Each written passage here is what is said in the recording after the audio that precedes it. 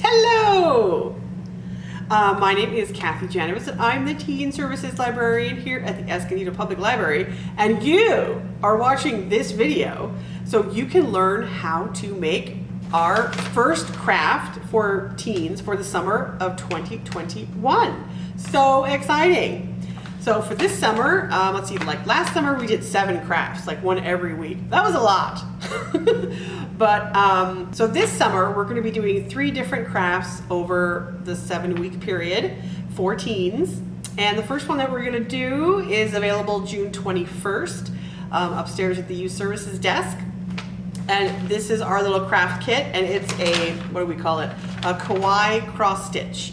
So I'm going to show you what's in the kit and how to put it together and just kind of the basics of how to do it in case you don't want to follow the instructions or you prefer like more of a visual learning experience. Okay, so yeah, so we're going to get to it. Okay, so we are going to start.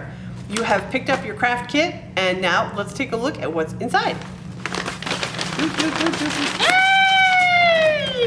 Yeah, that's it. Okay. Put it over there. So, what we have inside of your kit, you have your instruction sheet with everything, all of your supplies, and the basic instructions, and where you can find the video. And then on the back side, we have some like cross-stitching basics, some information you should read first before you do this if you're not familiar with cross-stitching.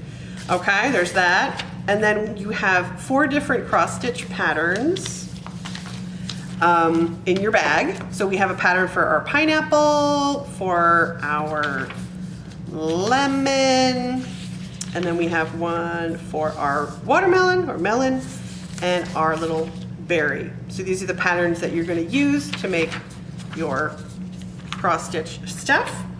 And then you will get an 8 by 8 inch square of what they call Ida fabric, which is what's used for cross stitching because it has this little teeny grid pattern of holes that you can use, and it's great for that. So you like 8 by 8 piece, and then you'll get like a little embroidery cross stitching hoop, and then you'll get this little bag, and this has your needle in it and your thread, or what they actually call the thread floss.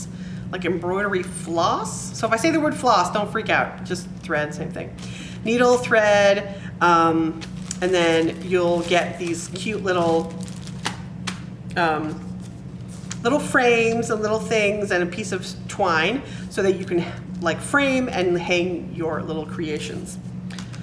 Okie dokie. So this is super exciting. So there's your hoop.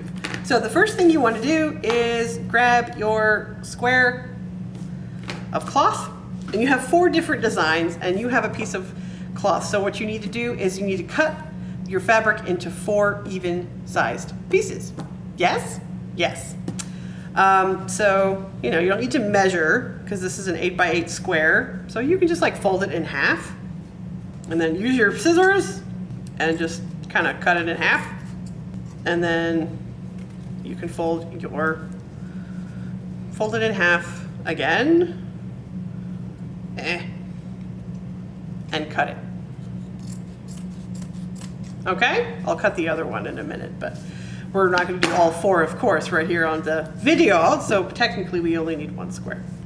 So I'm going to put that over there. So first, and then now you have your piece of fabric. You want to put it on your hoop. So here's your hoop. You just unscrew the little thing on the top until it's loose enough to separate the inner ring, like that. Okay, then you take this ring and a piece of fabric and you just kind of put it over the ring, sort of in the center, and then take this big ring, the bigger ring, and put it over and then push on it so that it goes around the smaller ring.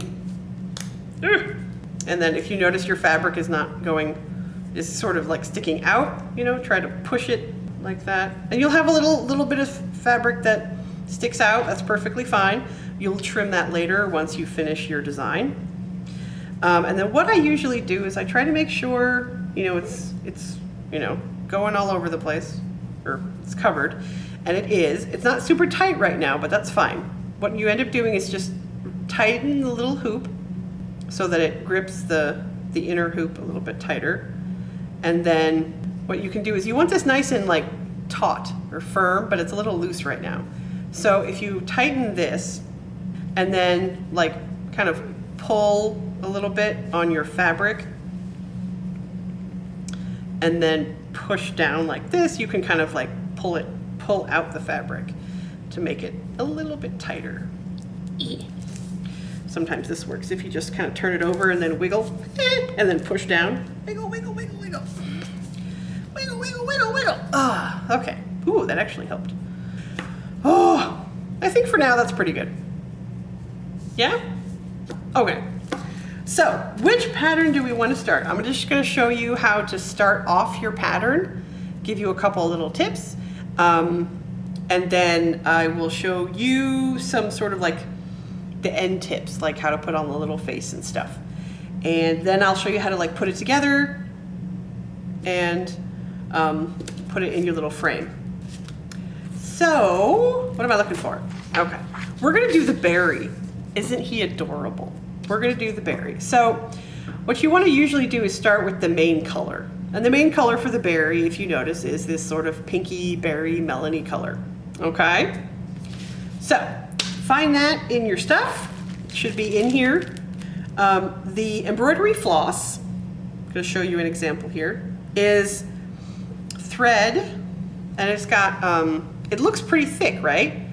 But it's actually made up of like 6 separate strands that are just sort of like twisted together, right? So for these projects, you only need 1 strand, because if you use more than one, then your stitches are going to be too thick and it's going to be too bulky. So what you're going to need to do is find the color that you need, find the berry, and this is green, but let's imagine it's the berry color. You're going to want to go ahead and open it up or kind of separate the strings or strands and then pull one of the strands away from the piece, separate it. Sometimes it's a little hard to do, so go slow, because sometimes it'll twist and it'll get stuck. If it's a little difficult, you can always like tape it down and then pull it apart. Either way, you want to do that first. So we're starting with the berry. Let's see, I have a piece here that's actually 2 strands. So, because I've already used some of the other strands. So I'm going to go ahead and separate it so I have only 1 strand.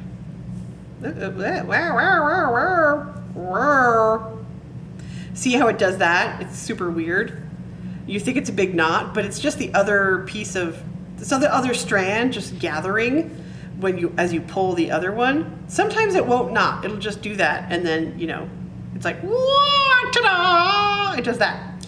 But just be careful, because knotting the knots are really annoying.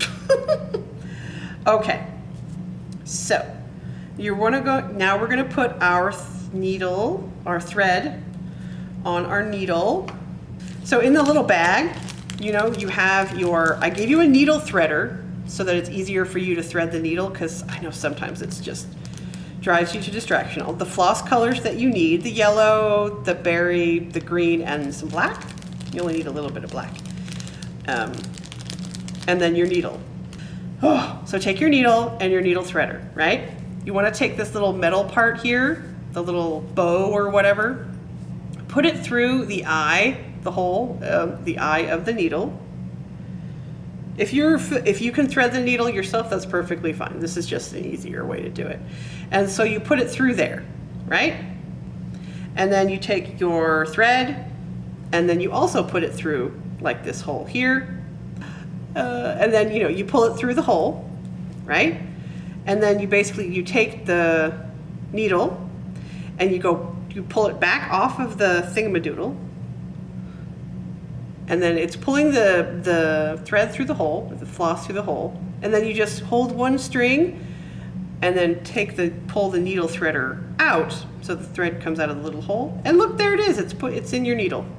So you're only going to need 1 strand, and here it is. You're going to take your piece. Most of your pieces should be cut to the piece size, or the string size, length, that's the word I'm looking for. Most should be cut to the length size that you need for the color. So You want to pull it all the way through so that it's doubled over, I guess, on your needle. That's the phrase, doubled over on your needle. And then the ends are meeting. So here's your needle. And you've got, so basically you're using one strand, but since you're doubling it, you end up with two. And that's perfect. And then you just want to make sure that they meet at the end. And there you go, you're ready to go. Now what you want to do is, you can either start at the top or the bottom. Either one. Since we're going to start with our main color, we're going to start on the bottom. So what you want to do is find the middle of your fabric, right? You're like, okay, just kind of eyeball it. You're like, yeah, I think that looks like it's the middle, right? Where we have the needle. So this pattern, counted cross stitch is what they call it, because you're counting the number of little squares or stitches that you're making, right? So there's 1, 2, 3, 4, 5, 6, 7, 8, 9, 10, 11, 12, 13, 14, 15, 16, 17, 18, 19 rows total in our pattern. So if we want to find the middle, that's, let's see, 1, 2, 3, 4, 5, 6, 7, 8, 9, 19. So we can say this could be like the middle row, which is, so about 9 rows up. Yeah?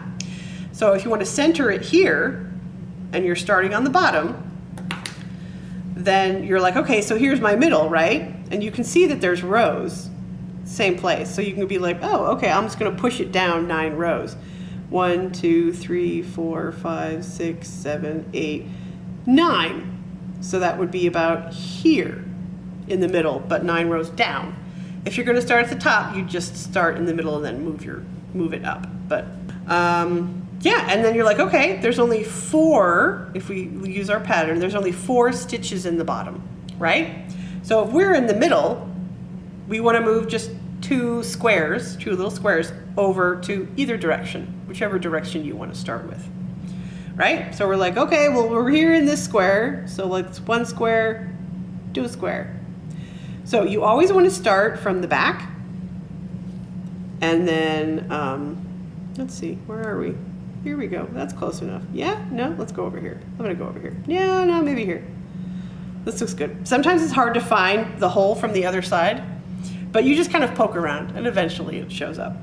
So you always want to start at the back, right? And just pull it through like so.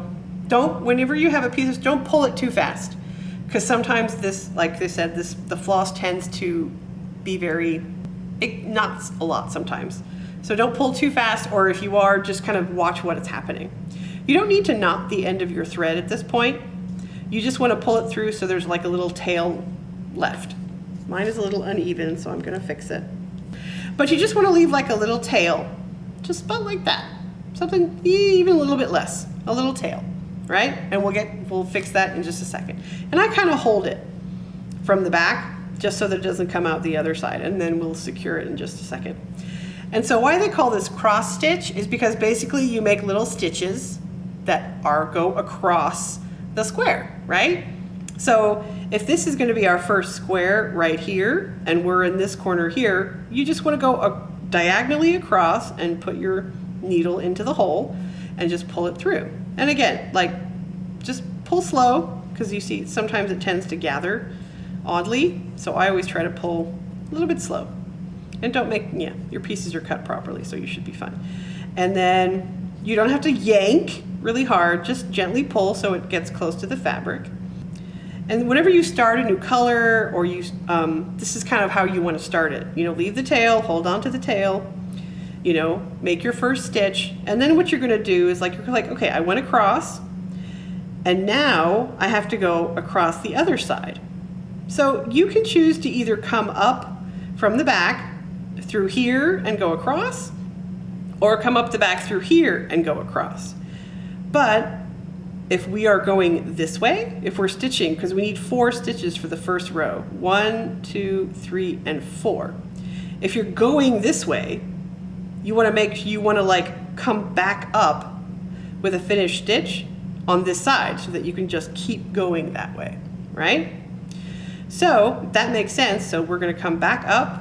So instead of coming up here and going back in here, We're just gonna go up here and back here. We're gonna go toward the other end, right? So we find the hole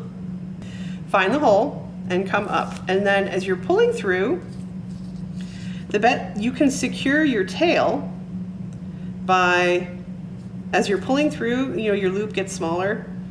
If you grab if you grab the tail, sorry, I'm trying to turn my loop. If you grab the tail and sort of pull it through or put it on the other side of your little loop, when you pull it through all the way, when you pull it through, it'll basically like grab it and trap it like that so that it won't come out. Yeah? And then if you want, you can come back here and cut off some of the excess. You don't have to. So let's see. So we went under, we came back up, and now we have to cross to make our little cross stitch. So we put it back in, and then we pull it back through. Look, we made one stitch. That's so exciting. So basically, we're just gonna make 4 more. If you take a pause and you forget where you've ended up, you can always kind of gently tug on your string and see like it's going through one of the holes. So you're like, okay, I just went down that hole, so I can't go back through that, or else you'll end up pulling out your stitch. Yeah? So, like I said, it doesn't really matter which hole that you start on for your next stitch, as long as you're going the right direction and you don't put it back through the same hole that you just went through, or else, like I said. Like, so if I gently tug on this, I can tell that it went through here. So if I want to come back up to start a new stitch, I don't want to use that hole. I want to use the one above it. And I mean, it's pretty simple. It's just a little X pattern. You can kind of see, you can see what you're doing. Sometimes I flip it over and look at the back while I pull it through, just to make sure that it doesn't snag. And then now we're going to go across. Yeah, so you're just making little X's. It's not super hard. Just make sure not to use the same hole so that you pull out your stitch. If you do, you could just do it again. This is kind of a fun little activity to do while you're watching TV or, you know, something that's just kind of mindless. It's kind of nice to do. You do have to pay attention to what you're doing, but and the counted cross stitches are nice because you can always, all you have to do is count. You're like, okay, 4. Let's do 4. Okay. So look, we did 4. And then if you want, you can like take a pen or a marker or something and like cross out the line so that you know you did it. Yeah, so basically you're just going to keep following your pattern. So that means we'll do another row above, and you know, basically you're like, okay, we have 4 here. So this next row has 8, and there's like, you know, there's 2 more on each side, right? So here we are here, and we're like, okay, so we need to push out 2 more squares, right? Because we need 2 more full squares. So you're gonna find that last square. See here? So we have 1, 2 extra squares, and then 4, and then we'll stitch 2 more this way, and then we'll just keep going up. Yeah, that's it. I'm not going to keep going at this point. Not super necessary. And then when you get to a line, like here, this is like your cheeks. Basically, you just skip over it. This is the lemon. I haven't finished it yet, so this is a good example to show you. Okay, sorry. So this is my lemon that I was working on. So let's look at the lemon pattern real quick. Here's our lemon. And so if you'll see, I started at the top and I worked my way down, and I just skipped over these. And then when I finish the whole lemon, I'll go back with the pink color, and then I'll just fill in these little holes. But I still have a little bit of the lemon to do here. Yes? And then when you're doing the faces, most of the faces are just like a little black X for eyes. And then these, it's just one stitch. It's just a line and a line and a line. They call this a back stitch, which means, you know, you can come up and go over, but you can't really go back over here because you're coming out of, anyway. So sometimes you'll have to like stitch it back the other direction to get yourself underneath so that you can come up and over. It's pretty easy. If you have an issue and you're not exactly sure, you know, YouTube is the best, because here we are on YouTube. Yeah, so it's the same thing with this one. You know, to make the face or the mouth, you just go across one square and up one square. And then this one looks like you go actually across 2 squares for each to make the eyes. Yes? So, I mean, that's pretty much it. That's the basics of cross stitch. That's a couple of my tips. And you know, this is my current lemon. And this is, you know, the back just looks like this. It's just sort of a little bit of a mess, but it doesn't matter. The back can look any way that you want it to, right? This is the other little hoop that I bought, or that came with the kit that I bought. Oh, it's a little smaller than that one. Interesting. Anyway, so once you finish your pattern, like here's Mr. Pineapple all finished, what you're gonna do is you are given 4 of these like clear little sleeves. So what you wanna do is take your square, like this square, and then you wanna cut it down to the size to fit in the little pocket, which is usually like 3.5 inches by 2.5, right? And then you can measure it with a ruler, you know, and then kind of mark your center so that you make sure that, you know, your pineapple or your melon is right in the middle. When you take it out of the hoop, you might have some of these like little hoop marks that you can still see. All you want to do is like take it and stick it under like a couple heavy textbooks or a couple heavy things for a couple of days, and that should flatten out your shapes.